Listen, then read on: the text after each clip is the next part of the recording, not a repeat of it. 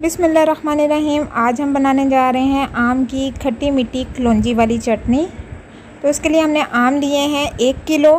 ये हमने आम ले लिए और इनको हम छील लेंगे, पील कर लेंगे। और वीडियो स्टार्ट करने से पहले जो चैनल पे नए हैं वो वीडियो को एंड तक ज़रूर देखिएगा, चैनल को सब्सक्राइब करें। वीडियो पसंद आए तो उसको लाइक भी ज़रूर कीजिएगा और शेयर भी ज़रूर कीजिएगा। तो जी ये हम आम को छील रहे हैं। आप इसको पीलर से भी कर लें, आपको छुरी से आसान लगे, जिससे भी आपको आसान लगे। तो इस तरह से हमने जितने भी हमारे आम हैं उन सब को हमने इस तरह से छील लेना है। तो ये देखें जी, ये हम स्पीडली इसको छील लेते हैं। ये हमने अपने सारे आम छील लिए हैं। इस तरह से आपने छील के रख लेने हैं।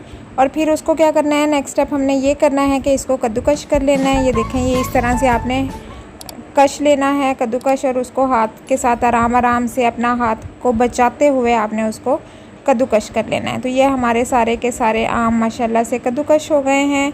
और अब हम इसके नेक्स्ट चूल्हे की तरफ चलते हैं। तो हम सबसे पहले अपने जो आम कद्दूकश किए हुए हैं वो इसके अंदर डाल देंगे। तो ये बिस्मिल्लाहिर्रहमानिर्रहीम, ये इसमें चले गए। 1 कप हमने चीनी लेनी है, वो इसके अंदर डाल देनी है। बिस्मिल्लाहिर्रहमानिर्रहीम, चीनी हमारी ऐड हो गई। ये हमने लाल कुटी हुई मिर्च ली है 1 टेबलस्पून, ये इसमें ऐड कर दिया। नमक 1 टीस्पून, छोटा चाय का चम्मच, मतलब छोटा चम्मच, चाय का चम्मच छोटा ही होता है, वो इसके अंदर डाल दिया। मिर्च बड़ा चम्मच और खाने वाला चम्मच, और नमक जो है वो हमने छोटा चम्मच ऐड करना है। और आंच इसकी बहुत मैंने आपको दिखाई है, लाइट सी आपने रखनी है। अब इसको हल्का सा हिला देना है कि इसका चीनी का पानी जो है वो छोड़ दे। उसके बाद हम इसमें पानी ऐड कर देंगे। 1 कप हम पानी इसमें ऐड करेंगे और उसको थोड़ा सा हम पकाएंगे।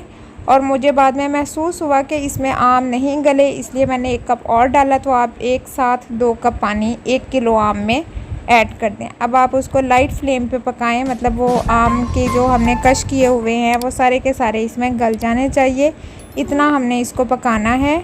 अब हम इसमें 1 टीस्पून छोटा जो चाय का चम्मच होता है वो कलौंजी का हम इसमें ऐड कर देंगे।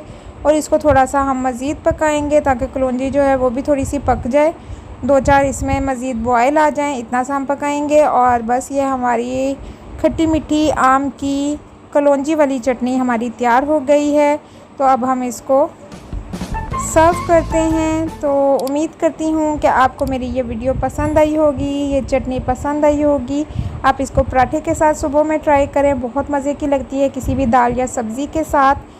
तो नेक्स्ट इंशाल्लाह न्यू वीडियो में दोबारा हाज़िर होंगे। फ़िलहाल के लिए अल्लाह हाफ़िज़।